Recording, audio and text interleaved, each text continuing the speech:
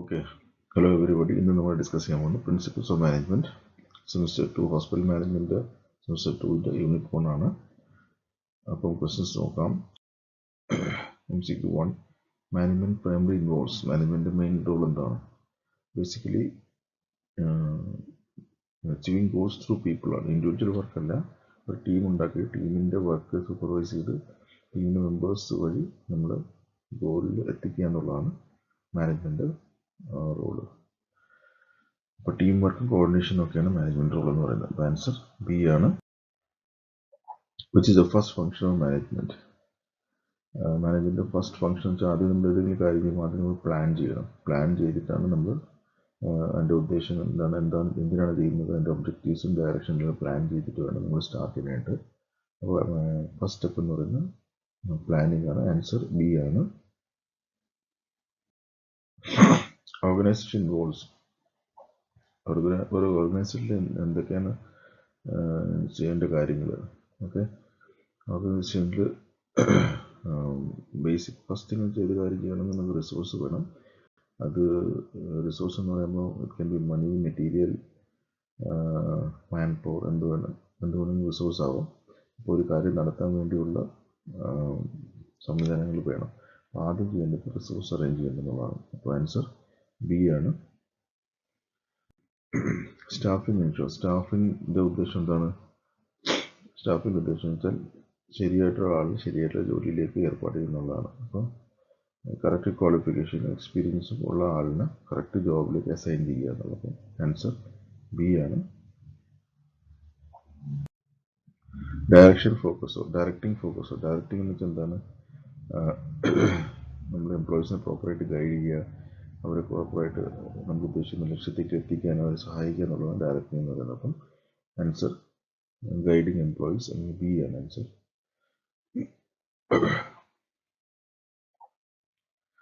Controlling compares. Controlling എന്ന് വെച്ചാൽ എന്താണ്? നമ്മൾ ഒരു ബേസിക് നമുക്ക് ഒരു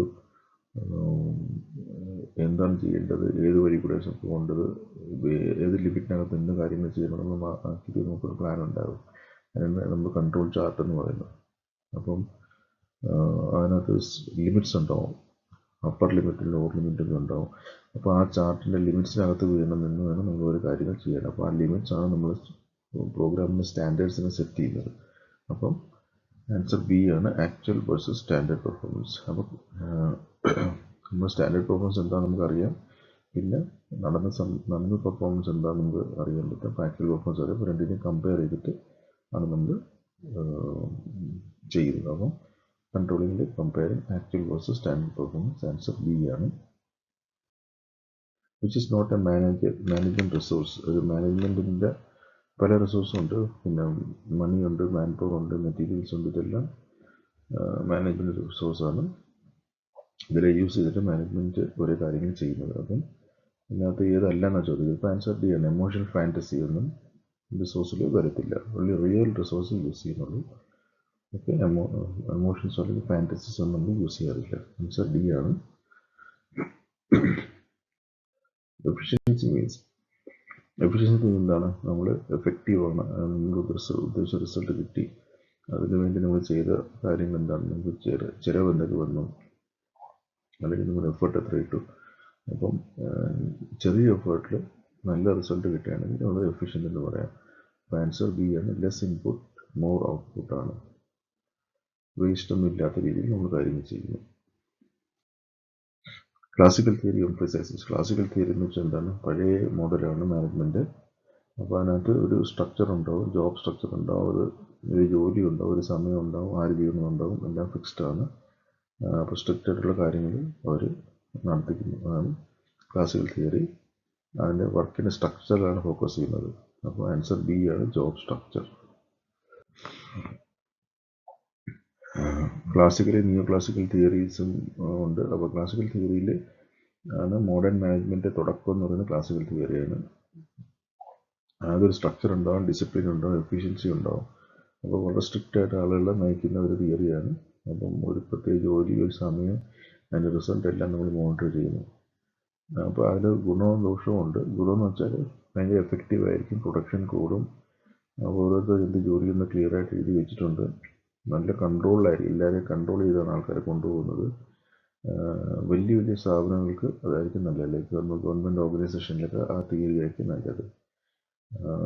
പക്ഷേ ഡിസഡ്വാൻറ്റേജ് എന്താണ്, അത് ഹ്യൂമൻ ഫാക്ടർ അതിനകത്ത് നോക്കുന്നില്ല. മനുഷ്യനെ ഒരു മെഷീൻ പോലെ വർക്ക് ചെയ്യിപ്പിക്കുന്നതേ ഉള്ളൂ. അപ്പം ഹ്യൂമൻ എമോഷൻസും സോഷ്യൽ നീഡ്സും നോക്കുന്നില്ല. ഭയങ്കര സ്ട്രിക്റ്റ് റൂൾസും കാര്യങ്ങളൊക്കെ ആയിരിക്കും. അപ്പോൾ ടു റിജിഡ് ആൻഡ് മെക്കാനിക്കലാണ്, not suitable for modern dynamic. ഇന്നത്തെ കാലത്ത് അത് അത്ര സ്യൂട്ടബിൾ അല്ല. കാരണം ആൾക്കാർക്ക് പല സോഷ്യൽ എമോഷണൽ ഫാക്ടേഴ്സും കാര്യങ്ങളൊക്കെ ഉണ്ട്, അതൊക്കെ നമ്മൾ കൺസിഡർ ചെയ്യണം. പിന്നെ വർക്കേഴ്സ്, പണിക്കാരെ ജസ്റ്റ് ഒരു മെഷീൻ പോലെ കാണുന്നത്. അപ്പോൾ അവരുടെ ഹ്യൂമൻ കമ്പോണൻ്റ് അതിനകത്ത് നമ്മൾ നോക്കുന്നില്ല, അത് ഒഴിവാക്കുന്നു. അപ്പം ഇതാണ് ക്ലാസിക്കൽ തിയറി. നിയോ ക്ലാസിക്കൽ തിയറിയിൽ എന്താണ്, ഹ്യൂമൻ ഫാക്ടേഴ്സ്, അത് കുറച്ചൊരു അടുത്ത സ്റ്റെപ്പാണ്. ഹ്യൂമൻ ഫാക്ടേഴ്സ് നമ്മൾ ഇൻവോൾവ് ചെയ്തിട്ടുണ്ട്. മനുഷ്യൻ്റെ ഹ്യൂമൻ ആവശ്യങ്ങൾ, എമോഷണൽ നീഡ്സ്, സോഷ്യൽ നീഡ്സ്, അതെല്ലാം നമ്മൾ കൺസിഡർ ചെയ്തിട്ടാണ് നമ്മൾ അവരെ കൊണ്ട് ജോലി ചെയ്യിപ്പിക്കുന്നത്. മെഷീനെ പോലെ മനുഷ്യനെ കാണുന്നില്ല, മനുഷ്യ എംപ്ലോയി ബിഹേവിയറിൽ ഫോക്കസ് ചെയ്യും. ആൻസർ ബി ആണ്. Bureaucratic model was proposed by. Bureaucratic model എന്ന് പറയുന്നത് നമ്മൾ ഗവൺമെൻറ് ഫുൾ മോഡലാണ് ബ്യൂറോക്രാറ്റിക് മോഡൽ എന്ന് പറയുന്നത്. അത് മാക്സ് വെബറാണ് പ്രപ്പോസ് ചെയ്തത്. നമ്മൾ ഗവൺമെൻറ് യൂസ് ചെയ്യുന്ന സിസ്റ്റം ഒരു ഹൈറാർക്കി വെച്ചിട്ട് യൂസ് ചെയ്യുന്ന സിസ്റ്റമാണ് ബ്യൂറോക്രാറ്റിക് മോഡൽ എന്ന് പറയുന്നത്. ബ്യൂറോക്രാറ്റിക് മോഡൽ മാക്സ് വെബറാണ് പ്രപ്പോസ് ചെയ്തത്. ഹൈറാർക്കി, ഡിവിഷൻ ഓഫ് ലേബറും, അപ്പം അതിലെന്താണ് ഒരു പല തട്ടിൽ അവരവരുടെ വർക്ക്, ഏറ്റവും താഴെ തട്ടിൽ തൊട്ട് മേലോട്ട് സീനിയർ ലെവലിലേക്ക് ആൾക്കാരെ പോസ്റ്റ് ചെയ്യും. ഓരോരുത്തർക്കും ഒരു റെസ്പോൺസിബിലിറ്റി കൊടുക്കും, ഒരു ജോലി കൊടുക്കും. അവർക്ക് ഒരു ടൈം ഇത്ര നേരം വർക്ക് ചെയ്യണം, അവരുടെ സാലറി ഇത്രയെന്നോ എല്ലാം ഫിക്സ് ചെയ്യും. ഭയങ്കര ഡിസിപ്ലിനും കൺസിസ്റ്റൻസി ആയിട്ടത് ഫോളോ ചെയ്യണമെന്നാണ് നമ്മൾ പറയുന്നത്. അപ്പം ക്ലിയർ സ്ട്രക്ചറും അതോറിറ്റിയും അതിനകത്ത് ഉണ്ടാവും. ആർക്ക് എന്ത് ചെയ്യണം, ഇവിടെ ഏത് പോസ്റ്റാണ്, എല്ലാവരും ഇതുണ്ടാവും. ഒരാൾക്ക് ഇഷ്ടമുള്ള രീതിയിലൊന്നും കാര്യങ്ങൾ ചെയ്യാൻ പറ്റില്ല. അപ്പം റിഡ്യൂസസ് ഫേവറിറ്റിസം. അപ്പോൾ ഇഷ്ടമുള്ള ഒരാളെ പോസ്റ്റ് ചെയ്യാനോ ഇഷ്ടമല്ലാത്ത ആളിനോ ഒഴിവാക്കാനൊന്നും പറ്റത്തില്ല.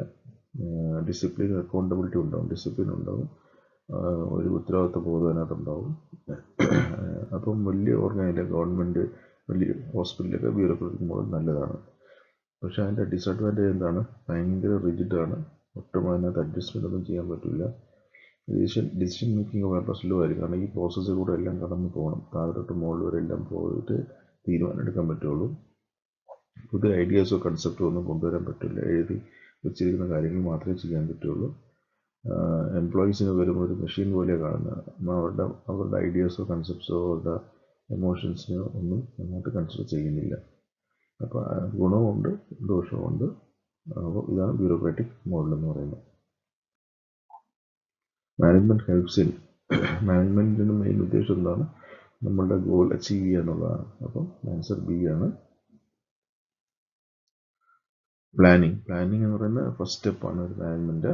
അപ്പോൾ നമ്മൾ എന്ത് ചെയ്യും, പ്ലാൻ ചെയ്യുന്നത് ഭാവിയിൽ നമ്മളിവിടെ എത്തണം, നമ്മുടെ ലക്ഷ്യം എന്താണ്, അവിടെ എത്താൻ വേണ്ടി നമ്മൾ എന്തൊക്കെ ചെയ്യും എന്നുള്ള പ്ലാൻ ചെയ്യുന്നത്. പ്ലാനിങ് എപ്പോഴും ഫ്യൂച്ചറിനെ കണ്ടുകൊണ്ടാണ് പ്ലാൻ ചെയ്യുന്നത്. ആൻസർ ബി ആണ്, ഫ്യൂച്ചർ ഓറിയൻറ്റഡ്. ഓർഗനൈസേഷൻ ഈസ് ഒരു ഗ്രൂപ്പ് എഫർട്ടാണ്, ഒരുപാട് ആൾക്കാർ ചേർന്ന് വർക്ക് ചെയ്യുന്ന ഒരു സ്ഥാപനത്തിനാണ് ഓർഗനൈസേഷൻ എന്ന് പറയുന്നത്. അപ്പോൾ ആൻസർ ബി ആണ്, group effort. Motivation is A part of. Motivation എന്ന് പറയുമ്പോൾ നമ്മൾ ഒരു കാര്യം പ്ലാൻ ചെയ്തിട്ട് നമ്മൾ ആ പ്ലാൻ ചെയ്ത് കാര്യം ചെയ്തു തുടങ്ങുമ്പോൾ പല ആൾക്കാരും അതിൻ്റെ ഇൻവോൾവ് ആവും. പല ആൾക്കാരെയും അതിനെ നല്ല എനർജി ആയിട്ട് വർക്ക് ചെയ്യണമെങ്കിൽ അവർക്ക് വേണ്ട മോട്ടിവേഷൻ നമ്മൾ കൊടുക്കണം. അപ്പം അത് സെക്കൻഡ് സ്റ്റെപ്പിൽ വരും, അത് ഡയറക്ഷനിലാണ് വരുന്നത്, അല്ലെങ്കിൽ ഡയറക്റ്റിംഗ്. ആൻസർ ബി ആണ്. ലീഡർഷിപ്പ് എന്താ ചെയ്യുന്നത്, ലീഡർഷിപ്പ് എന്ന് പറയുന്നത് അവരായിട്ടില്ല ചെയ്യുന്ന, അവർ മറ്റു ആൾക്കാരെ കൊണ്ട് ഒരു കാര്യങ്ങൾ ചെയ്യിപ്പിക്കുക, അതിനുവേണ്ടി അവർക്ക് വേണ്ടുന്ന സഹായം, ഗൈഡൻസ്, ഡയറക്ഷൻ, മോട്ടിവേഷൻ എല്ലാം കൊടുക്കുന്നു. അപ്പോൾ ആളുകളെ ഇൻഫ്ലുവൻസ് ചെയ്യുന്ന ജോലിയാണ് ലീഡേഴ്സിൻ്റെ ജോലി. അപ്പോൾ ആൻസർ ബി ആണ്, ഇൻഫ്ലുവൻസിങ് പീപ്പിൾ. കമ്മ്യൂണിക്കേഷൻ വെച്ചാൽ അങ്ങോട്ടും ഇങ്ങോട്ടും കണക്റ്റ് ആവണം. അപ്പോൾ അതിൻ്റെ ബേസിക്കലി ഇൻഫർമേഷൻ ഷെയർ ചെയ്യാണ്. ആൻസർ ബി ആണ്. Pre scientific period relates to. Pre scientific പഴയ കാലമാണ്, ഇപ്പം സയൻസ് ഒക്കെ ഡെവലപ്പ് ആകാത്ത ഒരു കാലം. ആൻസർ ബി ആണ് early human organisation. Industrial revolution is influence. Industrial revolution means industries വന്നു തുടങ്ങിയ കാലത്ത് ആണ് ആൾക്കാർ മാനേജ്മെൻറ്റിലേക്ക് വന്നത്. അപ്പം പലതരത്തിലുള്ള ആൾക്കാർ പല ലെവലിൽ വർക്ക് ചെയ്യുന്നു. അപ്പോൾ ഓർഗനൈസേഷൻ ഡെവലപ്പ് ചെയ്യുന്നു, ഗ്രൂപ്പ്സ് ഡെവലപ്പ് ചെയ്യുന്നു, പ്ലാനിങ് ഡയറക്ഷനൊക്കെ ഡെവലപ്പ് ചെയ്യുന്നു, ഗോൾസ് സെറ്റ് ചെയ്യുന്നു. അങ്ങനെയൊക്കെ വന്നപ്പോൾ മാനേജ്മെൻറ്റിൻ്റെ മൊത്തത്തിലുള്ള ഒരു കൾച്ചർ ഡെവലപ്പായി. അപ്പോൾ ആൻസർ ബി ആണ്. Human relation schools focus on. Human റിലേഷൻ്റെ സ്കൂൾ എന്താ ഫോക്കസ് ചെയ്യുന്നത്? ആളുകളുടെ ബിഹേവിയറുമായിട്ടാണ് ബന്ധപ്പെട്ട കാര്യങ്ങളാണ് ഫോക്കസ് ചെയ്യുന്നത്. ആൻസർ ബി ആണ്. ഇന്റർ പേഴ്സണൽ റിലേഷൻ, ആളുകൾ തമ്മിൽ എങ്ങനെ ഇടപെടുന്നത്, അതാണ് ഹ്യൂമൻ റിലേഷൻ എന്ന് പറയുന്നത്. ആൻസർ ബി ആണ്. Decision theory focus on. Decision theory എന്ന് വെച്ചാൽ എന്താണ്? ഓൾട്ടർനേറ്റീവ് ചൂസ് ചെയ്യുന്നതാണ്. ഇതിൽ ആൻസർ ബി ആണ്. ഡിസിഷൻ തിയറി എന്ന് വെച്ചാൽ ഏറ്റവും ബെസ്റ്റ് ഓപ്ഷൻ എന്താണ് അത് നമുക്ക് സെലക്ട് ചെയ്യാൻ പറ്റണം. അതിനാണ് ഡിസിഷൻ തിയറി എന്ന് പറയുന്നത്. നമുക്ക് ഒരുപാട് ഓപ്ഷൻസ് ഉണ്ടെങ്കിൽ ഏറ്റവും ബെസ്റ്റ് ഓപ്ഷൻ തീരുമാനം എടുക്കാൻ പറ്റണം നമ്മൾ ഉദ്ദേശിച്ച ലക്ഷ്യത്തിൽ എത്തണമെങ്കിൽ. അതിനാണ് ഡിസിഷൻ തിയറി എന്ന് പറയുന്നത്. ഓക്കെ, ആൻസർ ബി ആണ്. System approach view organisations as. System approach views. System approach എന്താണ്? സിസ്റ്റം വെച്ചാൽ എല്ലാ ഒരു ഓർഗനൈസേഷനിൽ പല സിസ്റ്റംസ് ഉണ്ടാവും. അങ്ങനെ എല്ലാം തമ്മിൽ റിലേറ്റ് ചെയ്ത് കണക്ട് ചെയ്യുന്ന അപ്രോച്ചിനാണ് സിസ്റ്റം അപ്രോച്ച് എന്ന് പറയുന്നത്. അപ്പോൾ ഇതിനകത്ത് ആൻസർ ബി ആണ്. അപ്പം എല്ലാ ഡിപ്പാർട്ട്മെൻറ്റ്സും എല്ലാവരും തമ്മിൽ കണക്ട് ചെയ്ത് കൊണ്ടുപോകുന്നതിനാണ് സിസ്റ്റംസ് അപ്രോച്ച് എന്ന് പറയുന്നത്. ഡിസിഷൻ തിയറി എന്താണ്? ഡിസിഷൻ തിയറി നമ്മൾ നേരത്തെ ഡിസ്കസ് ചെയ്തതാണ്. Focus on selecting the best course of action for various alternatives. അപ്പോൾ നമുക്ക് ഒരുപാട് ഓപ്ഷൻസ് ഉണ്ടാവും. അതിൽ ഏറ്റവും നല്ല ഓപ്ഷൻ നമ്മൾ സെലക്ട് ചെയ്യാൻ പറ്റണം. ആ സെലക്ട് ചെയ്യുന്ന തീരുമാനം എടുക്കുന്നതാണ് ഡിസിഷൻ തിയറി എന്ന് പറയുന്നത്. അപ്പോൾ അതിലന്ന് ഗുണവും ദോഷവും ഉണ്ട്. Improves quality of decision. ഡിസിഷൻ്റെ ക്വാളിറ്റി ഇമ്പ്രൂവ് ആവും. ലോജിക്കൽ തിങ്കിങ് നമ്മൾ യൂസ് ചെയ്യും. പ്രോബ്ലം സോൾവിങ് ഹെൽപ്പ് ചെയ്യും. അൺസർട്ടനിറ്റി, നമ്മൾ ഉറപ്പില്ലാത്ത കാര്യങ്ങൾ ഒഴിവാക്കാൻ പറ്റും. പക്ഷേ അതിൽ പ്രശ്നം വെച്ചാൽ അത് തീരുമാനം എടുക്കാൻ ചിലപ്പോൾ സമയം എടുക്കും, ടൈം കൺസ്യൂമിങ് ആയിരിക്കും. ഒരു തീരുമാനം എടുക്കണമെങ്കിൽ കറക്റ്റായിട്ടുള്ള ഡാറ്റ വേണം, അല്ലാതെ ജസ്റ്റ് നമ്മളൊരു ഉദ്ദേശം വെച്ചെടുക്കാൻ പറ്റില്ല. പിന്നെ മനുഷ്യരാണ് തീരുമാനം എടുക്കുമ്പോൾ തെറ്റ് വരാൻ സാധ്യതയുണ്ട്. പിന്നെ എമർജൻസി സിറ്റുവേഷനിൽ ചിലപ്പോൾ നമുക്ക് ഒരുപാട് സമയം എടുത്ത് തീരുമാനിക്കാൻ സമയം ഉണ്ടാവില്ല. അപ്പോൾ എമർജൻസിയിൽ നമുക്കത് യൂസ് ചെയ്യാൻ പറ്റില്ല. അപ്പോൾ ഡിസിഷൻ തിയറിയുടെ അഡ്വാൻറ്റേജ് ഉണ്ട്, ഡിസഡ്വാൻറ്റേജ് ഉണ്ട്. Contingency approach means. Contingency means ഒരു എമർജൻസി സിറ്റുവേഷനിൽ പെട്ടെന്ന് നമ്മൾ എന്ത് ചെയ്യണം എന്നുള്ളൊരു പ്ലാനാണ്. ബാക്കപ്പ് പ്ലാനോ അല്ലെങ്കിൽ സിറ്റുവേഷൻ അനുസരിച്ച് നമ്മൾ പെട്ടെന്ന് ചില കാര്യങ്ങൾ ചെയ്യും. അതിനാണ് കണ്ടിജൻസി എന്ന് പറയുന്നത്. അപ്പോൾ ആൻസർ ബി ആണ്. Planning reduces. ആൻസർ ബി ആണ്. അൺസർട്ടനിറ്റി. ഒരു കാര്യം പ്ലാൻ ചെയ്ത് നമ്മൾ തുടങ്ങുകയാണെങ്കിൽ നമുക്ക് അതിൽ എന്തെങ്കിലും അൺസർട്ടനിറ്റി ഉണ്ടെങ്കിൽ അല്ലെങ്കിൽ കൺഫ്യൂഷനോ എന്തെങ്കിലും വരാതെ നമുക്കത് മുമ്പോട്ട് കൊണ്ടുപോകാൻ പറ്റും. ആൻസർ ബി ആണ്. പ്ലാനിങ് ഓൺ ടൈം ആണോ കണ്ടിന്യൂസ് ആണോ എന്നാണ് ചോദിക്കുന്നത്. പ്ലാനിങ് കണ്ടിന്യൂസ് ആണ്. കാരണം നമ്മൾ മുമ്പോട്ട് പോകുമ്പോൾ നമുക്ക് പല കാര്യങ്ങളും മാറ്റങ്ങൾ വരുത്തേണ്ടി വരും. പല ഐഡിയാസും വരും, പല ഓപ്ഷൻസും വരും. അപ്പോൾ നമ്മൾ പ്ലാനിങ് അനുസരിച്ച് ചെറിയ മാറ്റങ്ങൾ വരുത്തിക്കൊണ്ടേയിരിക്കും. അപ്പോൾ പ്ലാനിങ് എപ്പോഴും കണ്ടിന്യൂസ് ആണ്. Planning is goal oriented. പ്ലാനിങ്ങിൽ ബേസിക്കലി നമ്മൾ ലക്ഷ്യം എന്താണ് അതിലാണ് ഫോക്കസ് ചെയ്യുന്നത്. അപ്പം ആ ലക്ഷ്യത്തിൽ ഫോക്കസ് ചെയ്യുന്നതായിട്ട് മുമ്പോട്ട് പോകുന്നതിന് പ്ലാൻ ചെയ്യുന്നത്. ആൻസർ എ ആണ്, true. Strategic planning deals with. Strategic planning എന്ന് പറയുമ്പോൾ നമുക്ക് കുറച്ച് നല്ല രീതിയിൽ തന്നെ വർക്കൗട്ട് ചെയ്യുന്നതാണ് സ്ട്രാറ്റജി എന്ന് പറയുന്നത്. നമ്മൾ ലക്ഷ്യം തീരുമാനിക്കുന്നു, നമുക്ക് പ്ലാൻ ഉണ്ടാക്കുന്നു. ആ പ്ലാനിനെ നമ്മൾ നല്ല രീതിയിൽ എലോബറേറ്റ് ചെയ്ത് അതിനകത്ത് എന്തൊക്കെ വേണം, എത്ര റിസോഴ്സ് വേണം, എല്ലാം ചെയ്ത് നല്ല രീതിയിൽ തന്നെ പ്ലാൻ ചെയ്ത് ഡീറ്റെയിലിൽ പോകുന്നതിനാണ് സ്ട്രാറ്റജി എന്ന് പറയുന്നത്. അപ്പം ലോങ് ടേം ആയിട്ടുള്ള ലക്ഷ്യങ്ങൾ ഉണ്ടെങ്കിൽ നമുക്ക് ആദ്യമേ നല്ല സ്ട്രാറ്റജി ഉണ്ടെങ്കിൽ പോകുന്നതായിരിക്കും എപ്പോഴും നല്ലത്. ആൻസർ ബി ആണ്. Operational planning deals with.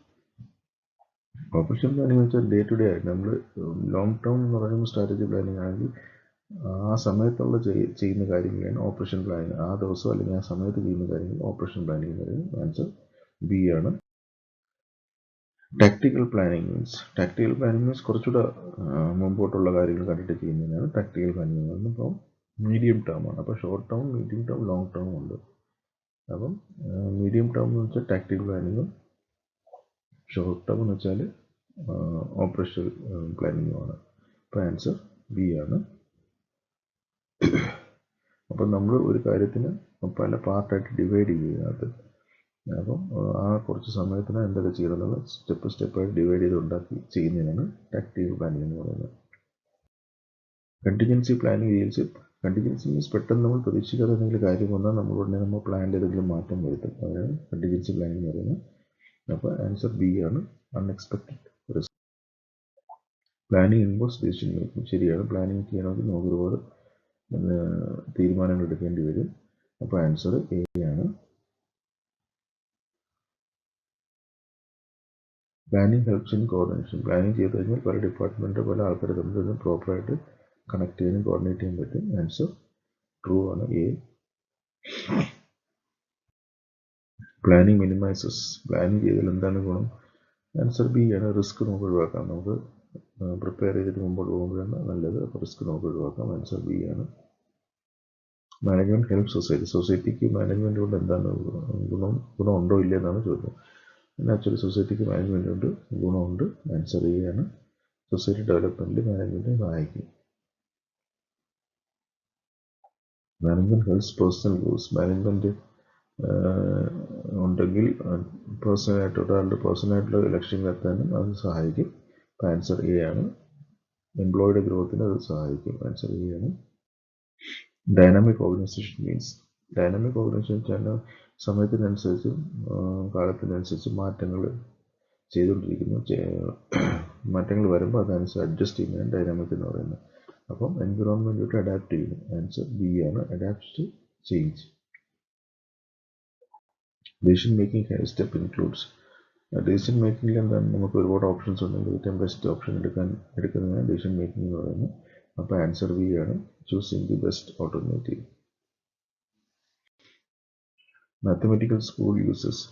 Mathematical സ്കൂളിൽ എന്താണ്, നമ്മൾ യൂസ് ചെയ്യുന്ന മോഡൽസ് യൂസ് ചെയ്താണ് തീരുമാനിക്കുന്നത്. നമുക്ക് കറക്റ്റ് ഡാറ്റ ഉണ്ടാവും, സ്റ്റാറ്റിസ്റ്റിക്സ് ഉണ്ടാവും, സ്റ്റഡീസ് ഉണ്ടാവും. അത് വെച്ചിട്ടാണ് നമ്മൾ കാര്യങ്ങൾ തീരുമാനിക്കുന്നത്. അതിന് നമ്മൾ ഒരു മോഡൽ ഡിസൈൻ ചെയ്തിട്ടായിരിക്കും അതിൽ വർക്ക് ചെയ്ത് തീരുമാനം എടുക്കുന്നത്. അപ്പോൾ ആൻസർ ബി ആണ്.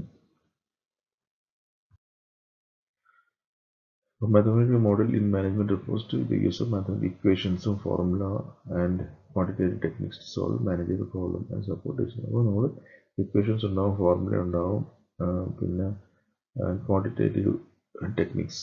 അപ്പോൾ നമ്മളെല്ലാം കണക്ക് വെച്ചിട്ടാണ് കാര്യങ്ങൾ മുമ്പോട്ട് പോകുന്നത്.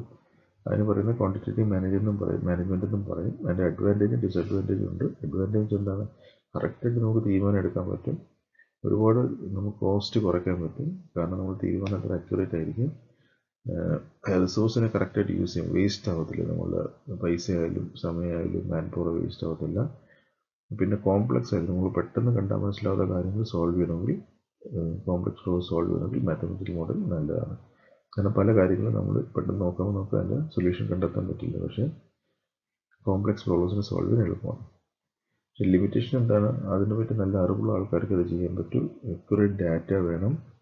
അതിനകത്ത് ഹ്യൂമൻ ബിഹേവിയർ ഒന്നും അതിനകത്ത് വരത്തില്ല. എമോഷൻസോ അല്ലെങ്കിൽ ഫീലിങ്സോ ഒന്നും അതിനകത്ത് വരില്ല.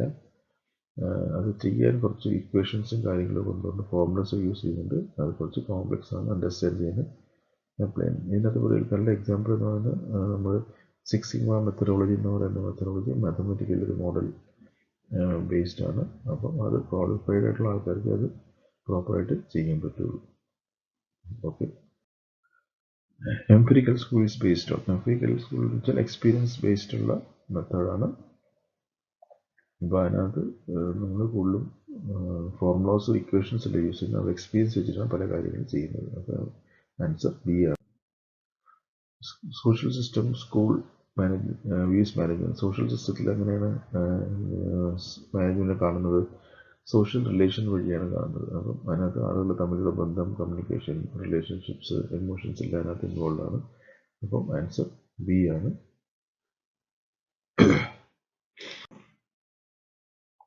ക്ലോസ് സിസ്റ്റം മീൻസ് എന്താണ്, ഒരു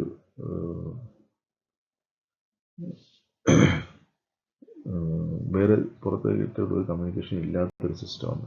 പുറത്തുള്ളതുമായിട്ട് ഒന്നും ഇൻറ്ററാക്ഷൻ നടക്കുന്നില്ല. ഓക്കെ, ഫോർ എക്സാമ്പിൾ ഒരു ലാബ് റിസർച്ച് ചെയ്യുന്ന ലാബിനകത്ത് വേറെ കമ്മ്യൂണിക്കേഷൻ ഇല്ല. അത് അതിൻ്റെ ഉള്ളിൽ തന്നെ എല്ലാ കാര്യങ്ങളും നിന്ന് ചെയ്യുകയാണ്, പുറത്തേക്കുള്ള കമ്മ്യൂണിക്കേഷൻ ഇല്ല എന്നുള്ളതാണ് എൻ്റെ എക്സാമ്പിൾ. അപ്പോൾ no external interaction, answer B ആണ്. Open system means no interaction, interaction environment close. നേരെ തിരിച്ചാണ്, പുറത്തുള്ള ഇതുമായിട്ട് കണക്ഷൻ ഉണ്ട്, ഇൻട്രാക്ട് ചെയ്യുന്നുണ്ട്, അതിനെയാണ് ഓപ്പൺ സിസ്റ്റം എന്ന് പറയുന്നത്. ആൻസർ ബി ആണ്. Okay, an open system is one that exchanges information, energy, resource with the environment. It is influenced by external factors, market, technology, society, etc. Adapts and responds to change. അപ്പോൾ change അനുസരിച്ച് മാറ്റങ്ങൾ ഉണ്ടാകുന്നു, പുറത്തുമായിട്ട് connection ഉണ്ട്, information share ചെയ്യുന്നു. അതിൻ്റെ example എന്താണ്? Hospital ഒരു open സിസ്റ്റമാണ്, അല്ലെങ്കിൽ ഒരു ബിസിനസ് ഓർഗനൈസേഷൻ ഒരു ഓപ്പൺ സിസ്റ്റമാണ്. Okay, planning sets. പ്ലാനിങ്ങിൽ എന്താണ് ഉദ്ദേശം? നമ്മൾ ഗോൾസ് സെറ്റ് ചെയ്യുന്നു, ഗോൾസിന് വേണ്ടി നമ്മൾ വർക്ക് ചെയ്യുന്നു. ആൻസർ എ ആണ്.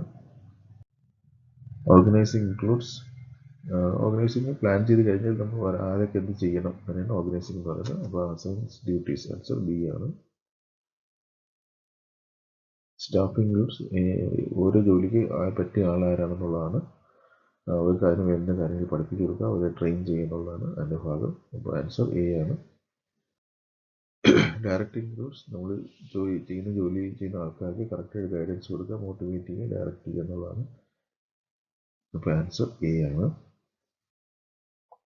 കൺട്രോളിങ് സ്റ്റെപ്പ് ഇൻക്ലൂഡ്സ്, നമ്മൾ ഒരു സ്റ്റാൻഡേർഡ് സെറ്റ് ചെയ്യും, ആ സ്റ്റാൻഡേർഡിനകത്ത് നിന്ന് ജോലി ചെയ്യാൻ പറ്റണം. അപ്പോൾ നമ്മളിത് കൺട്രോൾ ചെയ്യുമ്പോൾ ഒരു കൺട്രോൾ ചാർട്ടായിരിക്കും യൂസ് ചെയ്യുന്നത്. അതിന് അപ്പർ ലിമിറ്റ് ലോവർ ലിമിറ്റ് ഉണ്ടാവും. അതിനകത്ത് നിന്ന് ചെയ്യുന്നു, ചെയ്യുന്നതിനെ മെഷർ ചെയ്യുന്നു, മെഷർ ചെയ്തിട്ട് നമ്മൾ സ്റ്റാൻഡേർഡ് കമ്പയർ ചെയ്യുന്നു. അപ്പോൾ മെഷറിങ് പെർഫോമൻസ്, ആൻസർ എ ആണ്. Planning characteristics. പ്ലാനിങ് എന്ന് വെച്ചാൽ എന്താണ്? പ്ലാനിങ് എന്ന് വെച്ചാൽ ഒരുപാട് മുൻപോട്ട് കാര്യങ്ങൾ കണ്ട് മനസ്സിലാക്കിയിട്ട് അതിനെ പ്ലാൻ ചെയ്തെടുക്കുന്നതിനാണ് പ്ലാനിങ് പ്രോസസ്സ് എന്ന് പറയുന്നത്. അപ്പോൾ അതിനകത്ത് ഒരുപാട് ഇൻഡിവിജ്വൽ ആയിട്ടുള്ള കാര്യങ്ങൾ ഇൻവോൾവ് ആണ്. അപ്പോൾ ആൻസർ ബി ആണ്. Planning is pervasive. പ്ലാനിങ് എല്ലായിടത്തും വേണം എന്നാണ് ചോദിക്കുന്നത്. പ്ലാനിങ് എല്ലായിടത്തും വേണം. അപ്പം ആൻസർ എ ആണ്. Planning helps achieve. പ്ലാനിങ് കൊണ്ട് എന്താണ് ഗുണം? നമ്മൾ ഗോൾസ് നമുക്ക് എത്താൻ പറ്റും. ആൻസർ ബി ആണ്, ഗോൾസ്. ഇനി എസ് എ ക്വസ്റ്റ്യൻസ് നിങ്ങൾ നോക്കുക. നിങ്ങളുടെ സ്റ്റഡി മെറ്റീരിയലിൽ ഈ എസ് എ ക്വസ്റ്റ്യൻസ് ആൻസേഴ്സ് നിങ്ങളുടെ സ്റ്റഡി മെറ്റീരിയൽ ഉണ്ടാവും. അത് നോക്കിയിട്ട് നിങ്ങൾ ആൻസേഴ്സ് കണ്ടെത്താൻ നോക്കുക. ഓക്കെ, അപ്പോൾ താങ്ക് യു വെരി മച്ച്. എന്തെങ്കിലും ഡൗട്ട്സ് ഉണ്ടെങ്കിൽ നമുക്ക് ഡിസ്കസ് ചെയ്യാം. Thank you.